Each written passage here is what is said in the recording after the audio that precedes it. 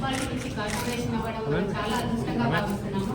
దానికి మన గౌరవనీయులు కొమ్మటిరెడ్డి వెంకటరెడ్డి సార్ గారు దానిలో మొట్టమొదటిగా మహిళా మేయర్గా నాకు ఛాన్స్ ఇచ్చినందుకు చాలా కృతజ్ఞతలు, పాదాభివందనాలు.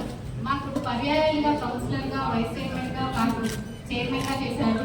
అట్లాగే రామాలయం చైర్మన్గా చేశాము. లాస్ట్ టర్మ్ నేను కూడా 33 వార్డ్ నుంచి కౌన్సిలర్గా చేశాను. రామాలయం చైర్మన్ నుంచి 3 టర్మ్స్ చేశాము. ఆ అనుభవంతో నల్గొండ కార్పొరేషన్ని ఇంకా ముందుకు తీసుకెళ్తామని మన గౌరవనీయులు మంత్రి గారి సహాయ సహకారాలతో వారి అడుగుజాడల్లో నడుస్తూ వారి సలహాలు సూచనలు తీసుకుంటూ ఇంకా కార్పొరేషన్ ని స్మార్ట్ సిటీగా అభివృద్ధి చేస్తామని వారు తీసుకొచ్చే ఫండ్తోనే రాష్ట్ర గవర్నమెంట్ నుంచే కాకుండా కేంద్ర గవర్నమెంట్ నుంచి కూడా ప్రత్యేక నిధులు తీసుకొస్తారు.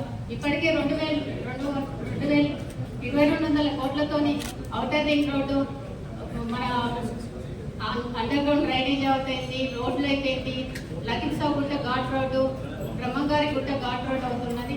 అట్లాగే కాకుండా మన మంత్రి గారు ప్రత్యేక నిధులతో తన సొంత ఖర్చులతోని గవర్నమెంట్ హాస్పిటల్లో ఏసీలు కానీ, గ్రంథాలయంలో ఏసీలు కానీ పేద విద్యార్థులకు ఎంతో సహాయ సహకారాలు అందిస్తారు.